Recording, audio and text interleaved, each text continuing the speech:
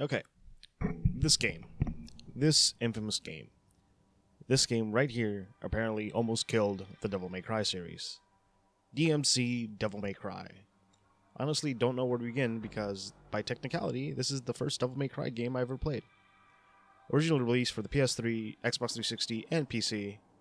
I got it for free on PlayStation Plus, and I played it for like 5 minutes, then dropped it and played, I don't know, Rock Band or some shit. I recently got the PC version for free because a friend got it from the Capcom Humble Bundle, and he had a spare key, so he gave it to me. So, I never gave this game an honest shot. So, why is this game so infamous? Well, let's take a quick look at why. With apparently the mixed reception to Devil May Cry 4, Capcom decided to go with a more Western approach. So, this Devil May Cry game wasn't developed by Capcom. It was published by them, but it was developed by Ninja Theory. They're known for games like Heavenly Sword on PS3 and Hellblade: Senua's Sacrifice. Both games that I haven't played, but I hear they're alright, especially Hellblade. But I don't know. So this was the time where Capcom was mostly focusing on the West and ended up reimagining the Devil May Cry series. But this was requested by Capcom, and Ninja Theory was just there to make a fun action game. Did they succeed? We'll find out.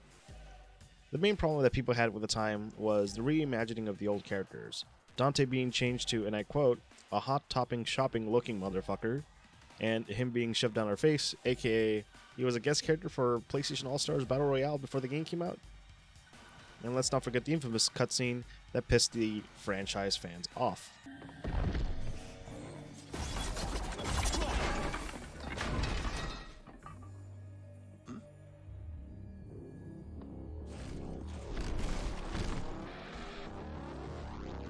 A million years.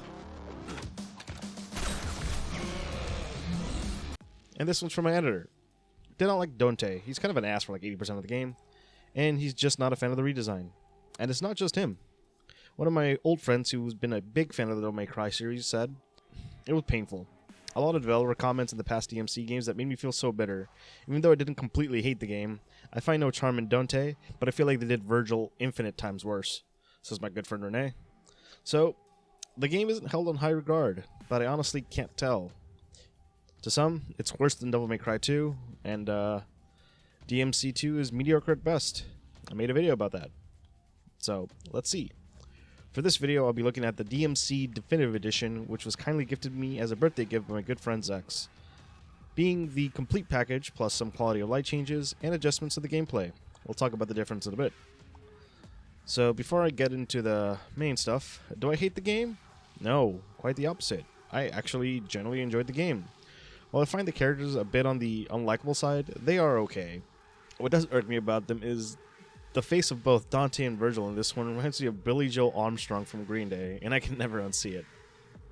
I remember seeing the reception of this game was bad. People bashing the game all over it because it wasn't the original cast, and just sheer anger towards the devs of the game. And game design was a taking. I mean, yeah, I'm not the biggest design of Dante here, but for the tone of the game, I think it fits fine. His clips in this game do get me a small chuckle, but apparently him saying not a million years while looking like the old Dante is an unforgivable sin to a lot of fans, to a point where they just wouldn't play the game. It's a weird tale of reception to this game, but as an outsider to the series at the time, I kind of just ignored it, and at the time, Capcom wasn't at the best position with reception.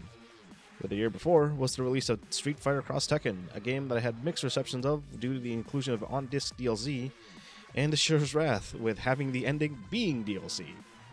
In reality, the only favorable thing Capcom at the time seemed to be doing was Ace Attorney games on 3DS. Then, I have mixed feelings about the game's soundtrack, and this game has some pretty good songs, like the intro theme that plays at the beginning of the game.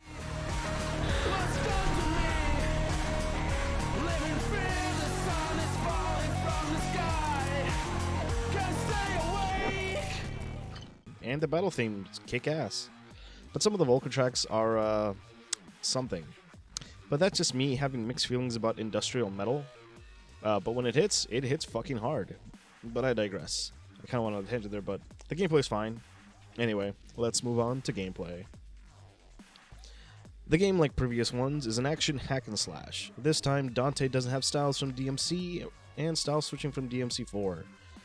It has weapon switching, kind of like DMC 1 and 3, but this time you can change the weapons on the fly, using the main battle mechanic being the angelic and demonic powers that Dante can use. Holding either the left or right trigger on the controller, some enemies are only able to be attacked with these powers, so you have to keep that in mind.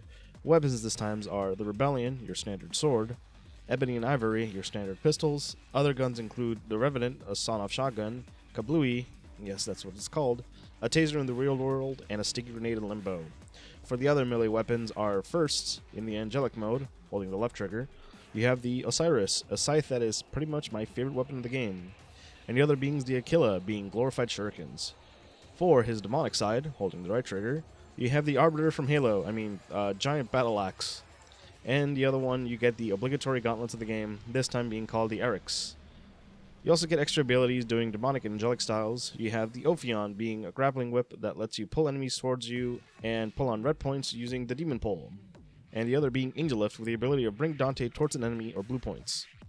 Like in any other DMC games, this game has a battle ranking system, with the better you do, the higher the rank, with them being called Dirty, Cruel, Brutal, Anarchic, Savage, Sadistic, and Sensational. So, standard Devil May Cry stuff. There's platforming in this game, and it's meh. And comparing this to the other DMC games where platforming is still not good, they did get rid of the stinger jumps, so that's a shame.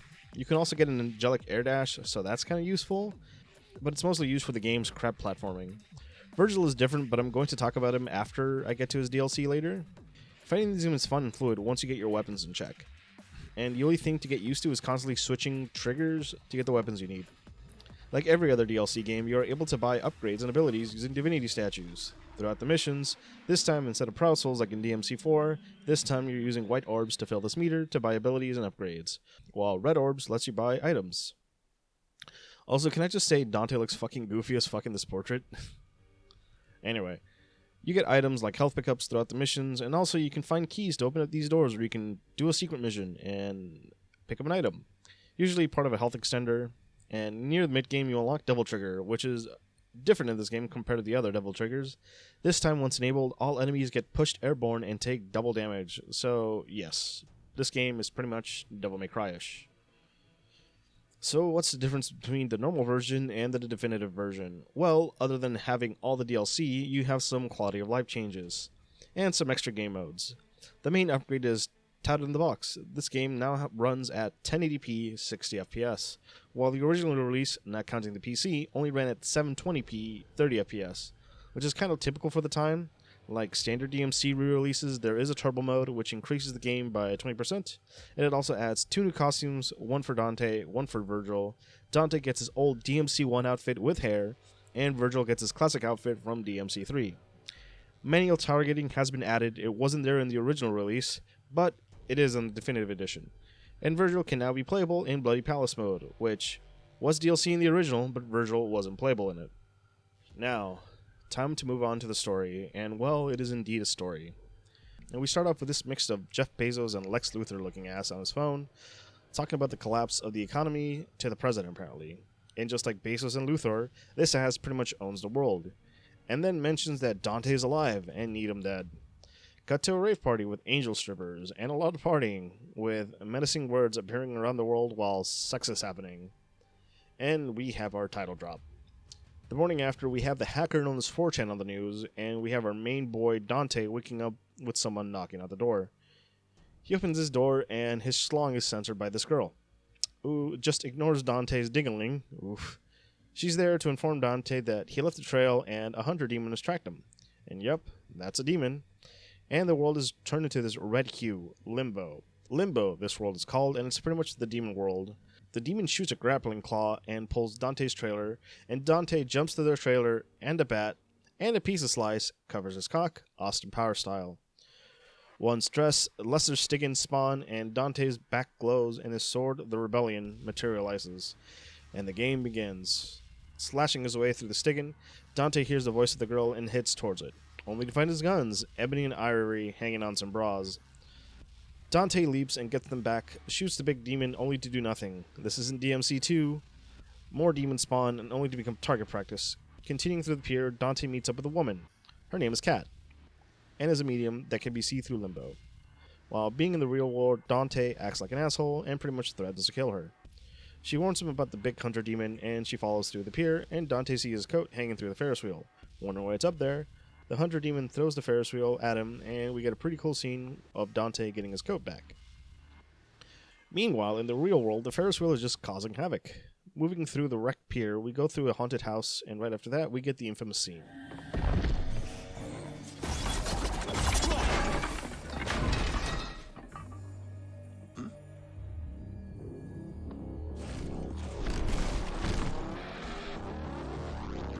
Not in a million years.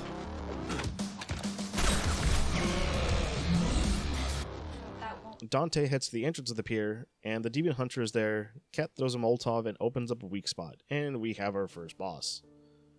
Once brought down, the hunter speaks to Dante about his family. Dante puts an end to this hunter, managing to get out of limbo, and we get some basic backstory of how he doesn't remember his mother. Seeing the complete destruction of the pier, Dante walks off, and Cat meets up with him. He wants him to meet her boss. Dante agrees, and they leave. She explains that she is part of a group known as the Order, the same organization with Mr. Anonymous. The news says the destruction of the pier was done by a terrorist, and Lex here smugly says that they have his scent. Cat and Dante arrive to the Order's base of operations. Cat explains what the demons are doing, and explains what the Order is.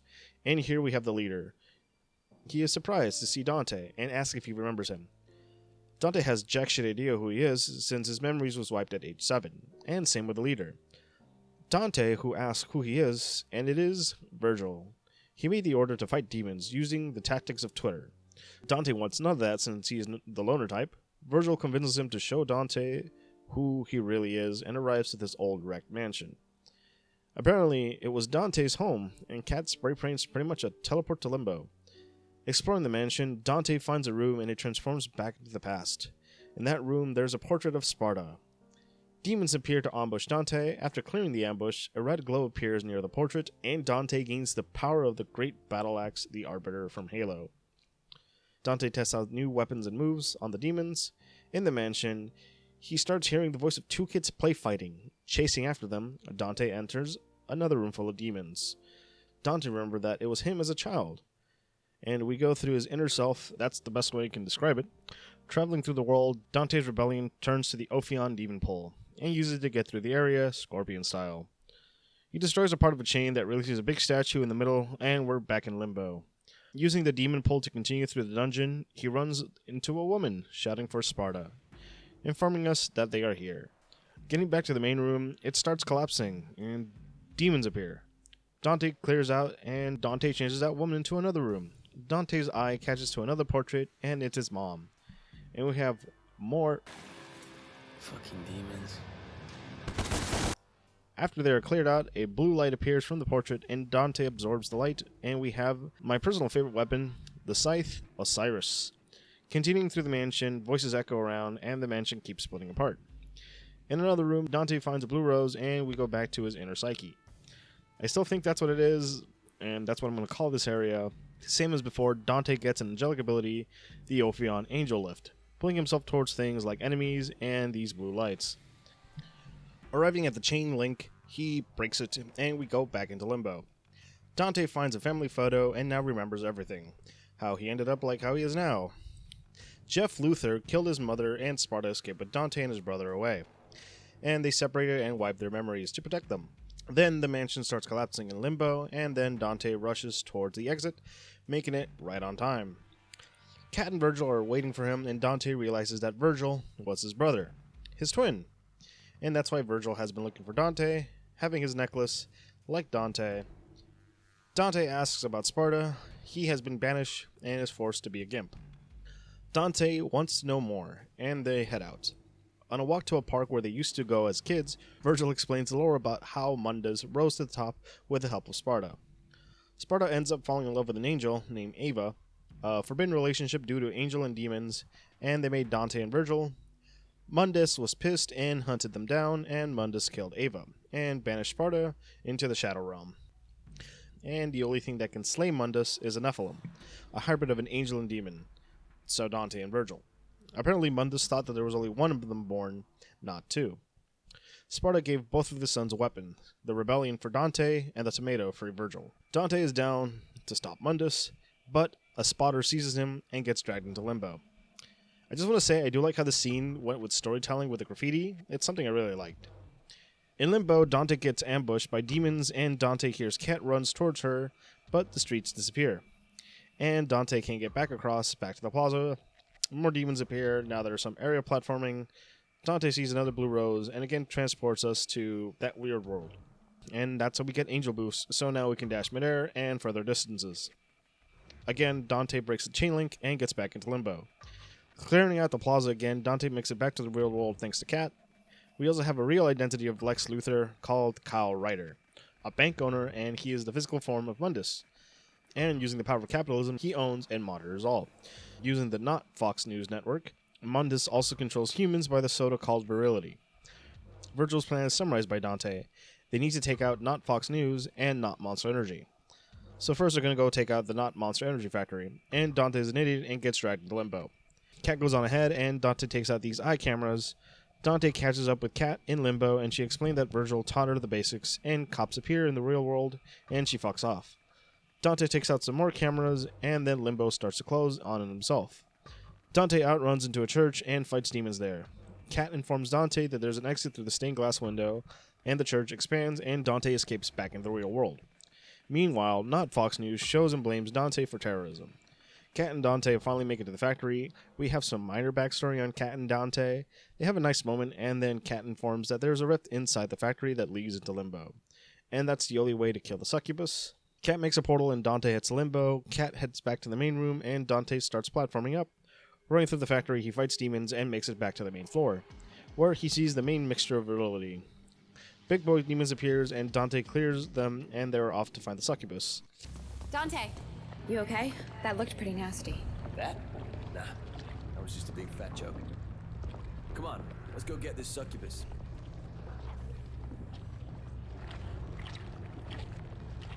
Dante runs down to a fan hole, and we make it to the main supply, the succubus. Dante taunts the succubus. Sí, pero llámame Dante, el exterminador de demonios. ¿A que suena bien?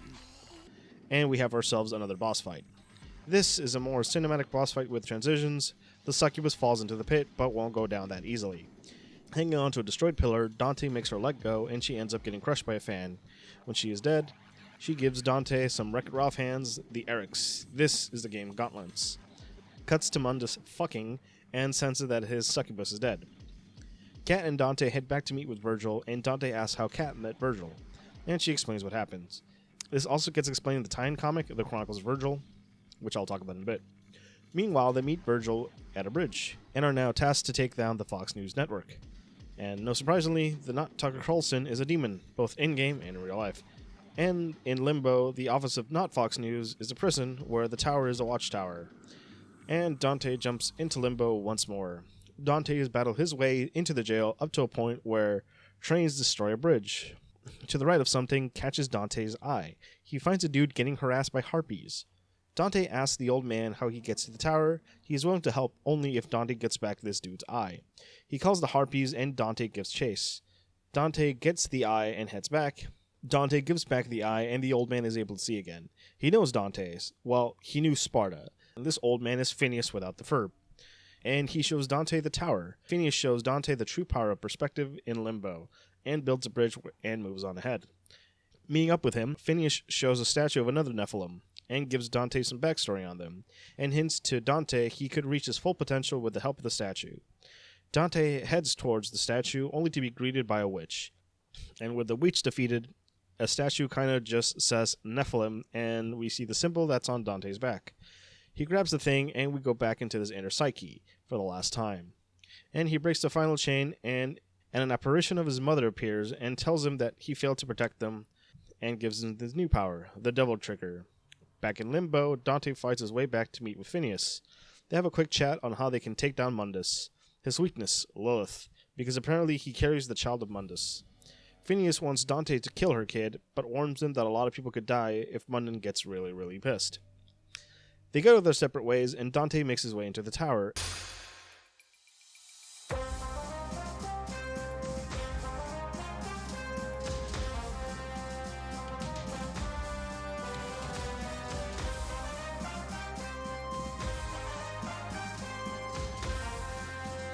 tower, and we have Bob here. After some taunting, we have a boss fight that reminds me of the NPC from Space Paranoids in Kingdom Hearts 2. In each phase, there is a mook rush where, in the pier, Bob is commenting, and apparently Dante gave a lot of STDs to people. And worst of all, he was also a well-known cruiser in the seedier districts of the city, rampantly spreading sexual disease of the unholy kind. And ain't that the best kind, Bob? And in the second phase, it's the same, but in the virility factory. Dante jumps out, and we have some breaking news. The SWAT have arrived to the Order's HQ, and we have the final phase. Dante finishes off the MCP and shoots Bobs through the screen, killing him. And Dante gets the power of shurikens, the Aquila. Dante hurries back to the HQ only to see it full of police. Getting closer, it becomes Limbo. Inside the building, he sees someone in the real world get shot. Dante hurries to find Kat, and he finds the police bursting through the doors, and Dante fights demons. Dante eventually finds Kat, and they're going to try to find Virgil. Dante and Kat go through the building to find the server room, which they eventually do, only to find Virgil at his computer. After a quick scuffle, Virgil is trying to download the data he hoarded, so it becomes an enemy gauntlet, while Kat in the real world downloads data since Virgil can't do it in Limbo. So he walks her through it. Midway through the gauntlet, Virgil hands Dante a shotgun, the Revenant. Clinging through the final round, Virgil leads Dante the way out, but Kat can't go because she isn't in Limbo. The police break through and shoot Kat and take her away. Virgil and Dante escape back into the real world, and they watch the HQ burn down. Apparently, the police took Kat to Mundus to keep her captive. And yep, Mundus didn't know who Virgil was, and he wants Dante as a trade for Kat. Dante wants to save Kat, but Virgil disagrees because he doesn't want to trade Dante for Kat. Dante informs Virgil about Lilith on how she's carrying his child. Virgil wants to use this info to defeat Mundus ASAP. Dante, on the other hand, wants it to save Kat, and Virgil begrudgingly agrees. Virgil finds Lilith's hideout, an executive's VIP club.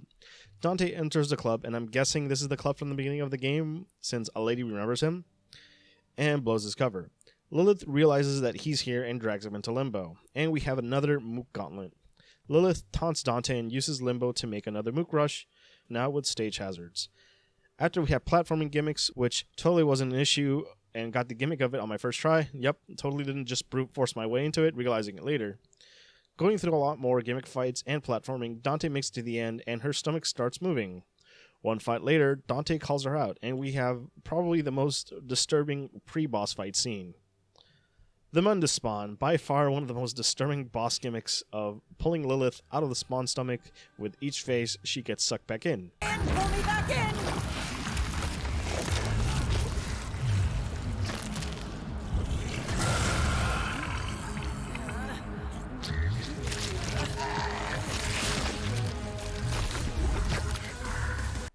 At the end of battle, the baby gets back into her, and Dante takes her to a new hideout and films a counter-ransom video to get Mundus' attention. They meet up at the harbor with Mundus sending the SWAT while he oversees it from his tower. Virgil takes post with a sniper, and they do the trade. Halfway through it, Virgil shoots the spawn inside with Lilith, and then kills Lilith.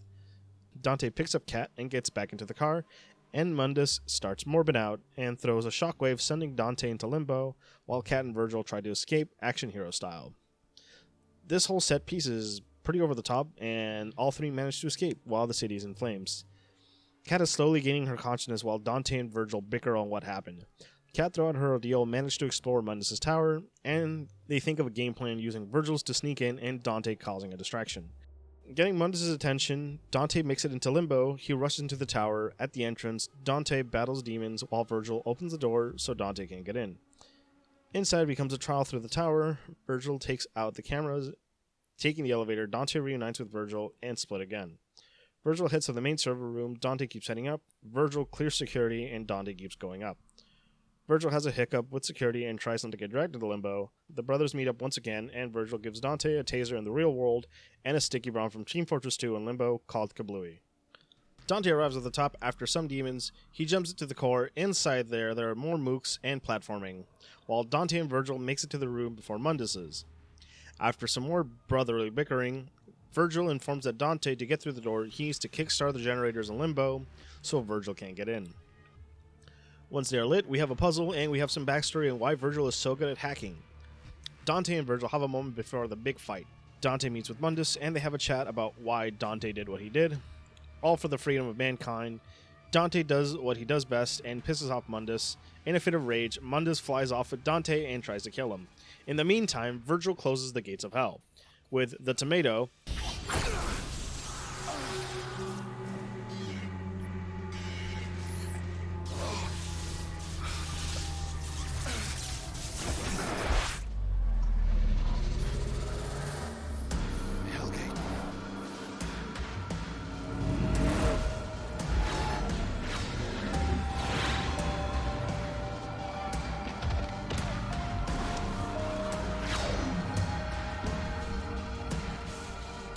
What have you done?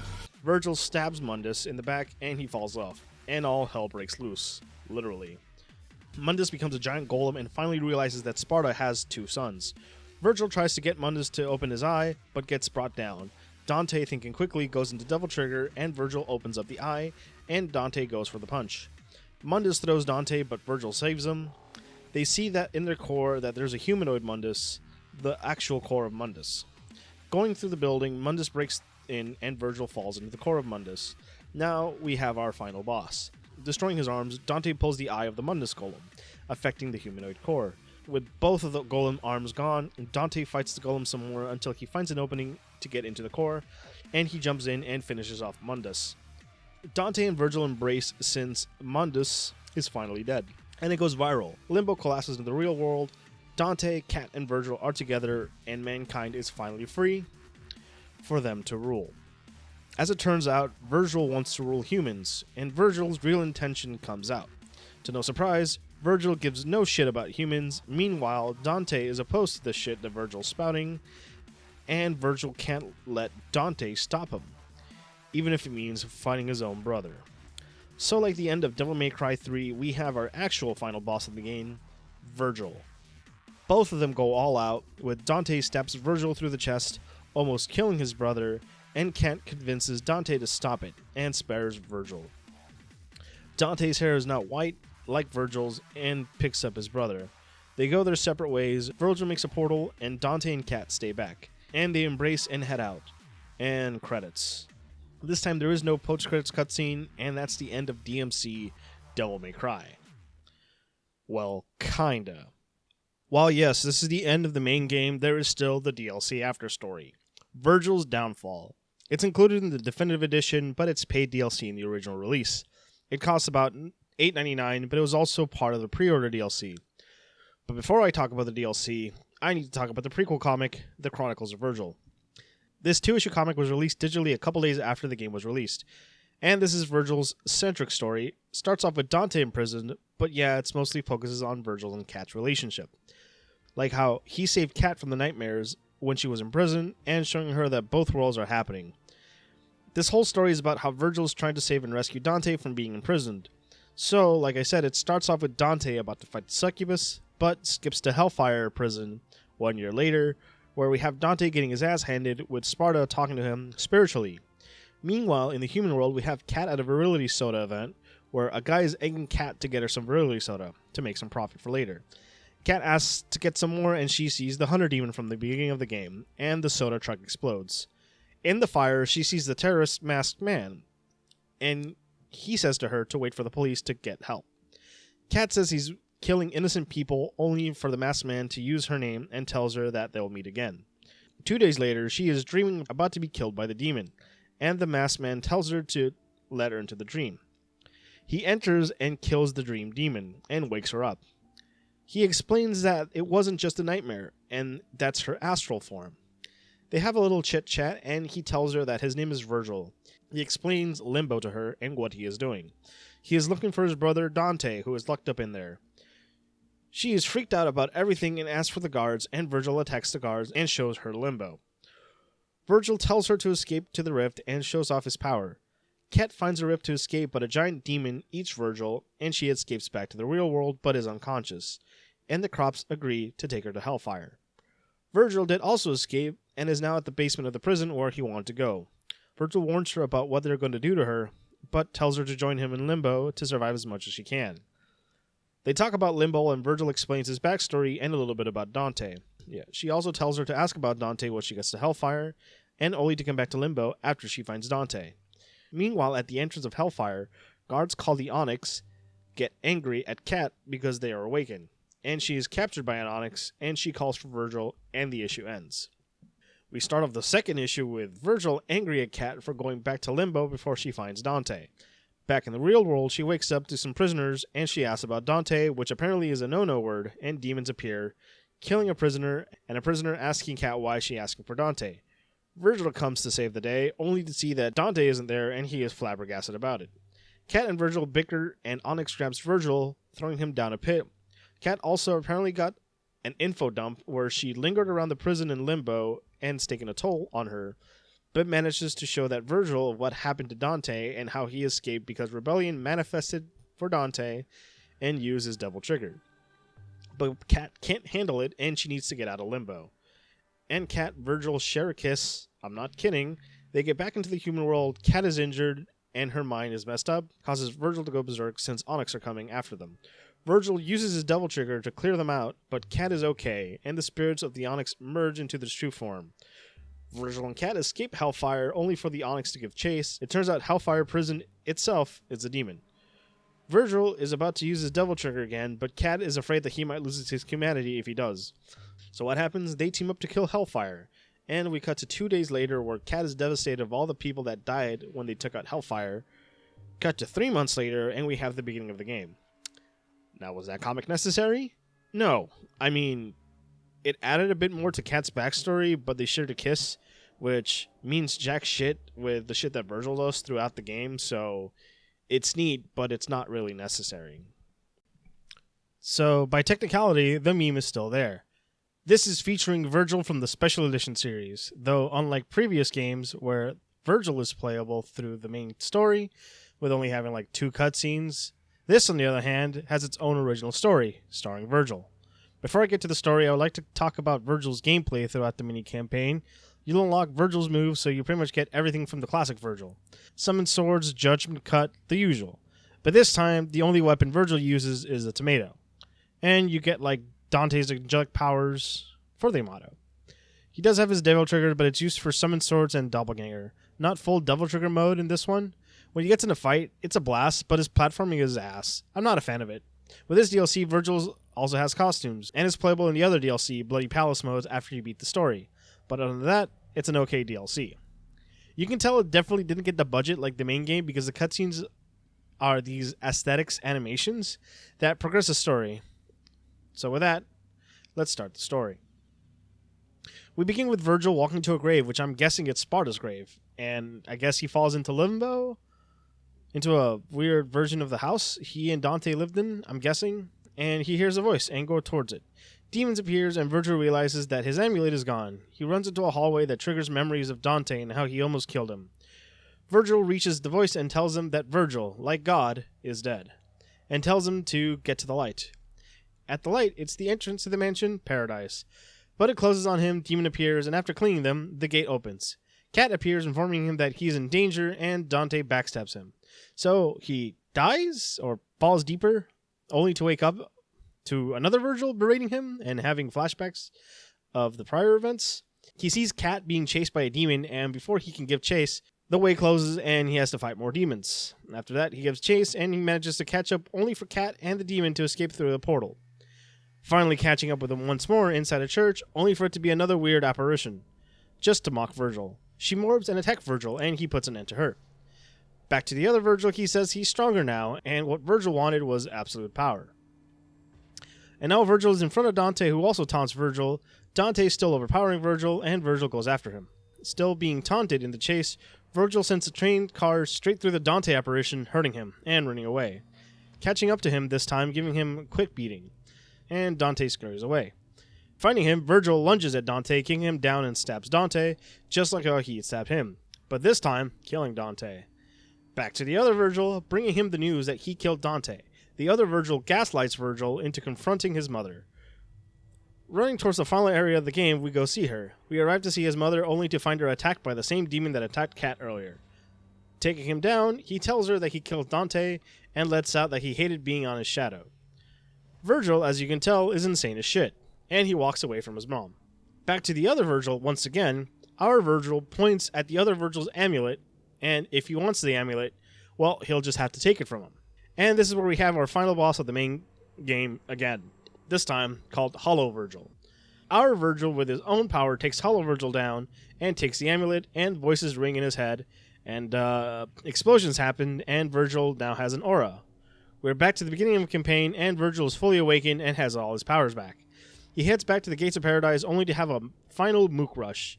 Clearing them all, the gates open, and he leaves, only to reawaken in front of the grave again. Demons approach him, and he takes a stance, but the shadows bow down. And he takes the lead, and they follow. And that's the end. Yes, I'm serious. This is how the game ends. Full cliffhanger, and nope, with the reception the game got, I don't think we're ever going to get a continuation to what the fuck just happened. So what are my thoughts on DMC Devil May Cry? It's definitely okay. I didn't hate it. In fact, I actually enjoyed it. But you can definitely see why people didn't like it. Dante here can be a turnoff due to his attitude, and for the people coming from DMC 4 and 3, where Dante is more goofy and lively, yeah, I can 100% see why people didn't like the game. Now, the gameplay is probably the most fun I've had in a DMC game. The combat, once I got all the weapons, it was an absolute blast with Dante and Virgil. This game's combat is my favorite part of the game. My biggest gripe was the platforming. It felt like a complete afterthought, and it was only there for Dante to have a reason to use his grapples on something other than enemies. It's really a low point of the game. And I found the story to be okay. The way Virgil acts, you can see his heel turn about a mile away. It's kind of dumb, but I think he was written fine. But overall, I just found it okay. So what version do I recommend? The Definitive Edition. Enough said. If you have the PC version, there are mods to make it on par with the Definitive Edition, since the PC version never got the re-release like DMC4.